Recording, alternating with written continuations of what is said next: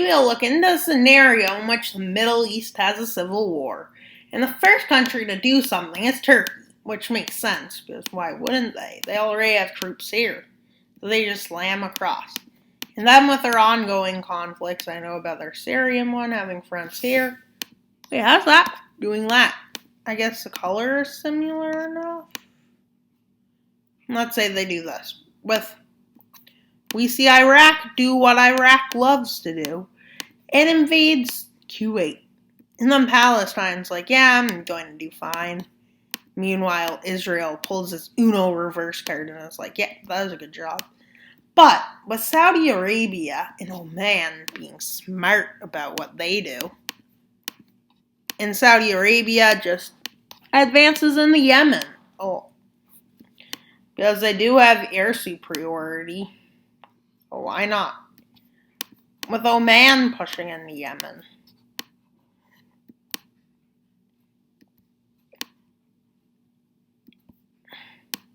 And also, I will leave rebellions with Egypt and Jordan ready. They think they're ready, but Israel is like, you want to see what ready looks like? Says Israel. And they're like, yeah.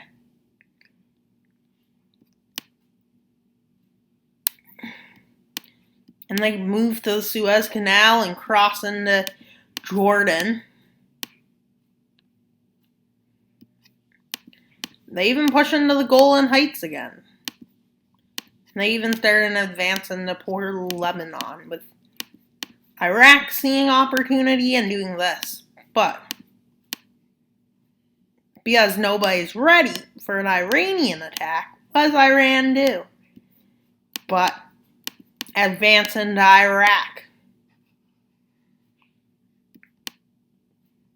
With Turkey continuing its advance into the north of Iraq. With Saudi Arabia starting an advance against Iraq to secure its north. And they push to here. All the then starts a campaign, with them quickly establishing control over there. But Syria then continues another advance. But how does this work? I don't know. With Turkey invading your north rapidly, you still manage to do this. With Oman being pretty much stalemate. Yemen, yeah. Until now, when Saudi Arabia actually invades. They weren't actually invading, no. Well, that's according to their... But nobody expects revolts, do they? Well, you know which country is pro-revolting? The country that nobody would expect to revolt, Kuwait. Because Kuwait can. And many countries don't know why. With them rising up in the Saudi Arabian-controlled lands. With Saudi Arabia unexpecting this, they push across their homeland and they even cross into Iranian-controlled lands towards oil. But Iran doesn't fall for this. They simply just shove their forces in. And they start an advance against Saudi Arabia, which who was expecting? Everybody. I'm going to do just a 6. Because, well, we don't need a fast advance. And yeah, they push in. And then, with Turkey now going to war with Jordan and Israel signing a peace for now. I'm not going to change borders because only one country will win. And so on.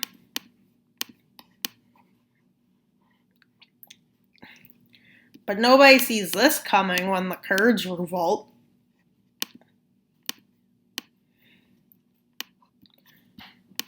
across Iranian-occupied lands, Turkish-occupied lands, Iraqi and Syrian lands. And in the Syrian lands, they do pretty successful. With them in their Iranian lands, having success.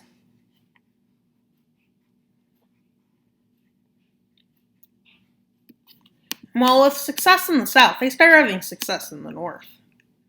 With Turkish forces being overwhelmed and forced to retreat out of northern Iraq. Worried about encirclement, which comes close, so Turkish forces rush into the Turkish homeland. With Turkey in bad shape. With Syria taking advantage of this to defeat its enemies. Yeah, they do pretty good. Not really well. With Lebanon being kicked back by them, this is a bad sign for Lebanon. Jordan and Israel's non-aggression pact is still signed and in effect. But eventually, Lebanon is taken out. But we have more than just these to watch. We have revolts happening. We have Saudi Arabia going on its imperialist journey into Qatar. With Iran having overwhelming success against Iraq, succeeding. But now we have another problem. We have the Iraqi Revolution.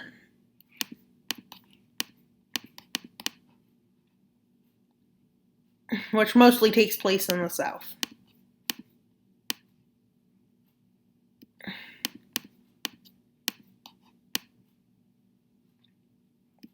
A strategic failure for Saudi Arabia as they cross the border.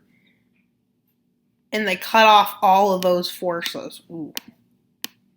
That hurts when you're fighting on this many fronts. But Saudi Arabia overwhelmingly does a smart move in which they just cut the forces off. With Iran quickly having success and kicking them back. All the way out. And, well, Turkey starts its campaign against the Kurds again. Encircling these lands. And I'll be right back. At the hands of Turkish forces. Now Turkey starts a campaign into Syria. With rebellion starting to be seen as not that great of an idea. Many rebellions are stopped in their tracks.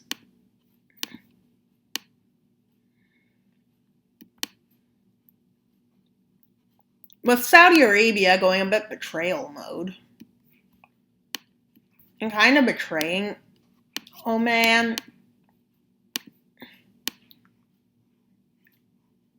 But they say they won't invade after arming the border with their non-aggression pact. Many countries don't like this. But it looks like it's going to be between Saudi Arabia, Egypt, Israel. Well, the UAE, they sign a non-aggression pact, and you know what they do moments after? They invade the UAE. So nice, is what I say. Even though it's not even close to nice. And now Iran is in the Arabian Peninsula. With a spillover war. But Turkey is going to be smart at this moment and invade some weaker areas, such as Syria, which they quickly take out. Don't ask me why they took it out so fast. But they did. And now they start an invasion into Iran, which actually goes to success.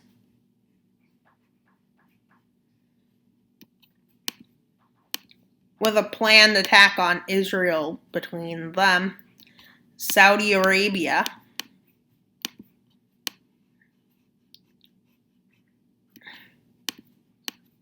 Egypt takes back and starts a campaign into Israel. Jordan gets defeated by Turkey and Saudi Arabia, with front lines being established like this. And Israel has capitulated, is starting to collapse. With Turkey making it into Palestine, taking Jerusalem. Not long after that falls, well, this falls. How long after that? Well, these lands fall at the hands of Saudi Arabia.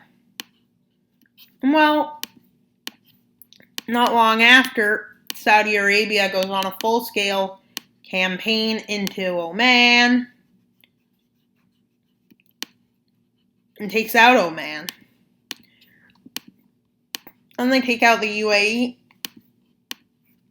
and they try to kick out Iran, but instead they fail miserably. And with their miserable failure, they get pushed back. And with this allows them to slip back in the north. With other nations seeing this collapse, and is like, wait,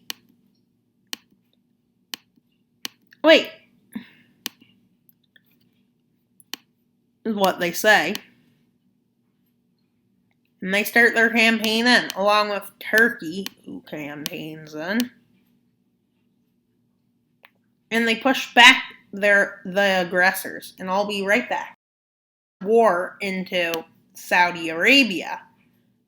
And I'm testing this out to see if it actually works. Let's see, does it? With them making a fast campaign in. But Saudi Arabia starts moving forces to the north, which is a very strategic idea. With me turning stuff down to 8, but I obviously removed that because I was checking to see if this looks any better. And I'm wondering, what do you think? Because you are the ones that this is. I want to know what your opinion on this is, getting rid of a lot of the map. But I think it looks pretty nice.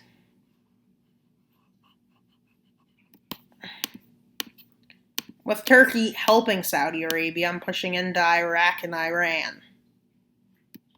With Egypt kind of just laying there. But the problem is, bigger you get, the stronger you get. So right now, Turkey has almost reformed the Ottoman Empire. And look at Iran being crushingly defeated at the Battle of Tehran. And well, with quick forces being kicked out.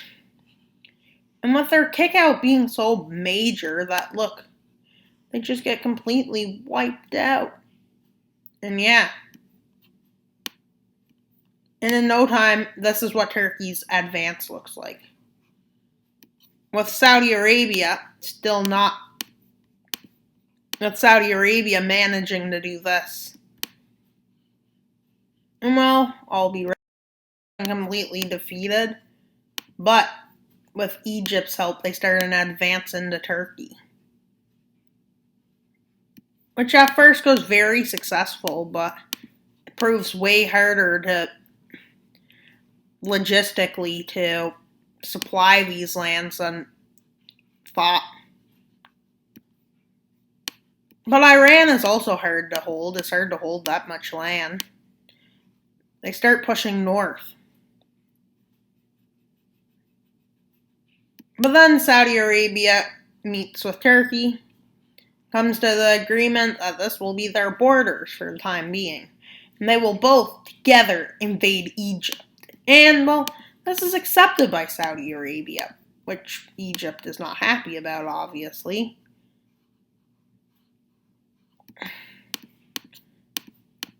With Saudi Arabia already making it to the Sinai Peninsula and making naval landings across Egypt's coast.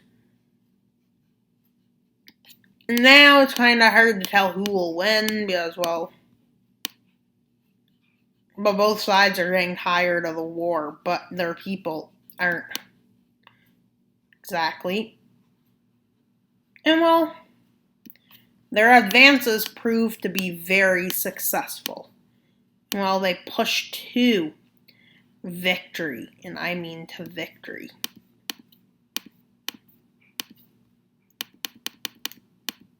The story is basically, with Cairo and Alexandria falling, well, they're kind of in a bad spot with this happening. And well, Saudi Arabia gets a small chunk. Turkey manages to establish a big military, but there's only one problem: how they get this big. And that's a problem, because guess what? Saudi Arabia funds some rebels in Iran. And they start pushing north, taking back their capital and redeclaring Iran. With forces of Turkey having been pushed to a new front, which in turn allows the Saudi Arabian pushback, which basically encourages the Kurds to revolt. And well, somehow this actually works and Turkey is collapsing. Saudi Arabia getting close to the border. Iran taking back some more land. Turkey getting into a civil war. With a new army overthrowing many lands of Turkey. And they do this even. Meanwhile, Saudi Arabia is still pushing north. Turkey, which was only lucky for being able to establish all this land, dies. With the Kurds revolting. And now looks like Saudi Arabia is going to win. But that's only just now, but I'm assuming they would, because look at them. And well, this happens, and all the forces have advanced in more land, with the two Turkeys uniting and taking over what the Saudis didn't take from the Kurds. Well, it now looks like Saudi Arabia is going to win, and I don't know why. I guess they're just strong. Or they're just lucky, think of it. They were fighting everyone. But location also played a key role in their success. Turkey's location played a role in their success, and so did Iran. See, all the successful nations are on the outside, or surrounded by weak nations, which allows an easy victory. Arabia managed to conquer all of Europe. And they've managed to pull the complete spot, and they have a message for you. Yeah, the message is please like and subscribe. I wonder why. Because you have to subscribe. I'm almost at 50 subscribers. So like, one away, there'll be a special and one more subscriber. So if any of you viewers are not subscribed, you better subscribe. Because this Middle Eastern empire run by the Saudi Arabians might expand if you don't watch out. So, subscribe, and like, and subscribe, and like, and subscribe. Leave a comment. Leave anything in the comments box. There's a comments box for a reason. So you can leave a comment. And comments are good. Because comments are great. And yeah, please like and subscribe. Or else Wild Mapper will be upset. So, please like and subscribe. Today is the day to subscribe. It's no better day to subscribe than today. You know why? Because just subscribe. Subscribing is free. Most things in today's world isn't free, including water. So why don't you subscribe? It's free. And free is great. Who doesn't like free? Free swag, wild mapping. Yeah, like, really? It's wild. It's chill. So please like and subscribe so I can make it special. And thank you for viewing. I hope you enjoyed. That's all for today's video. Please like and subscribe. Wild Mapper out.